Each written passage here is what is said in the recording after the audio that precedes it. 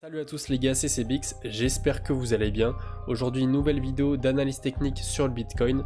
Donc comme d'habitude on ira voir la charte, on verra le court, moyen et long terme. Donc dans cette vidéo on va vraiment essayer de voir est-ce qu'on est sur un bon moment encore pour acheter du Bitcoin, est-ce que c'est trop tard. Donc on verra tout ça par l'analyse technique. Juste avant ça on peut voir sur la map globale qu'on a un marché qui est extrêmement haussier, avec un Bitcoin qui nous fait du plus 5,8% sur la journée.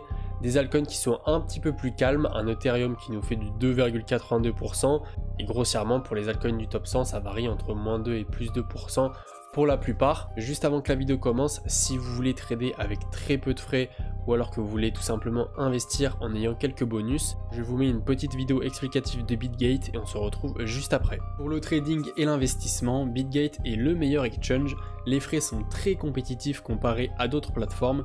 Les Launchpad et Launchpool très régulièrement offrent de nombreuses cryptos à gagner. Avec mon lien, tu bénéficieras de moins 10% sur tes frais et jusqu'à 8000 $ de bonus actuellement. Tu retrouveras également le lien de toutes mes autres plateformes en description. On se retrouve sur la charte du Bitcoin, on est actuellement en daily sur le contrat de Binance, on va se mettre en 1 heure et là c'est assez intéressant à analyser. Donc on va prendre le dernier mouvement qui a commencé le 23 octobre. Au début du mouvement on avait une pattern qui était plutôt classique avec un espèce de canal haussier qui était soutenu par une grosse trendline qui vraiment faisait rebondir le prix à chaque fois qu'on allait la chercher. Et globalement on était sur une tendance qui était assez saine parce que comme vous pouvez le voir on va prendre donc ce mouvement, celui-ci là, le gros mouvement qu'on a ici. Donc on a une autre pump. Et là, on a commencé à ranger un petit peu et à perdre un petit peu de momentum, ce qui nous a fait baisser. Et vous pouvez voir que là, on a créé pas mal de liquidités juste ici. On a fait directement un gros crash derrière. Gros rebond sur la trendline, c'était assez prévisible. Pouf, qu'est-ce qu'on allait faire? On a liquidé toutes les positions qui étaient juste ici. Et donc ça, c'est un gros résumé de ce qu'on a fait grossièrement sur toute la trendline. Et quand on a une tendance comme ça, c'est quelque chose de vraiment sain.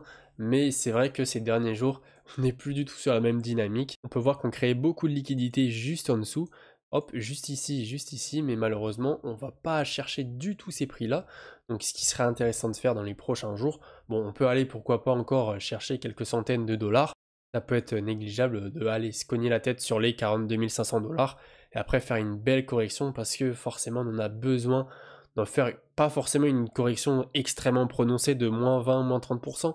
Mais juste une correction de 5 à 10%, ça nous permettrait d'aller chercher toutes ces liquidités qu'on a accumulées juste ici et de vraiment rééquilibrer le marché entre les longues et les shorts. Et au moins après ça, on pourrait réévoluer et refaire des nouveaux plus hauts dans un marché qui serait bien plus sain. Donc je rappelle mon scénario un petit peu long terme pour ceux qui n'étaient pas là sur la chaîne. Et c'est quelque chose qui est plutôt réaliste. Ça serait de revenir dans cette zone de rechargement qu'on a juste ici. Donc entre les 57 000 $ et les 48 000 $. Donc c'est la zone de rechargement de notre grande tendance baissière du bear market qui nous ferait donc un gros retracement.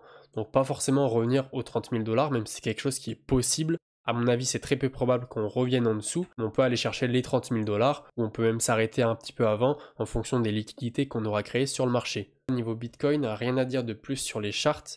On va directement passer à l'order flow. Alors donc l'order flow, open interest égale ouverture de position et funding égale les positions soit elles sont en short soit elles sont en long. Ça c'est les bases. Maintenant ce qu'on veut voir c'est un open interest qui monte, donc ça c'est le cas, ça veut dire qu'on a une ouverture de position. Et ce qu'on voudrait également voir c'est des fundings qui baissent par contre. Pas forcément dans le vert parce que c'est quelque chose d'assez rare, mais des fundings qui baissent. Comme ce qu'on avait finalement ici, même si les fundings étaient assez hauts, ils étaient en baisse, donc c'était quelque chose de positif. On a des fundings qui sont vraiment en hyper croissance, ça veut dire qu'on a une majorité de longues, et en général le marché va faire l'inverse pour aller récupérer toutes les liquidités des traders. En plus de ça, sur les liquidations, on peut voir qu'on a déjà liquidé pas mal de shorts, donc ça serait bien d'aller liquider les longues maintenant. Donc là pareil, du coup sur l'order flow, on n'a pas un setup qui est vraiment optimisé pour pump sur le BTC.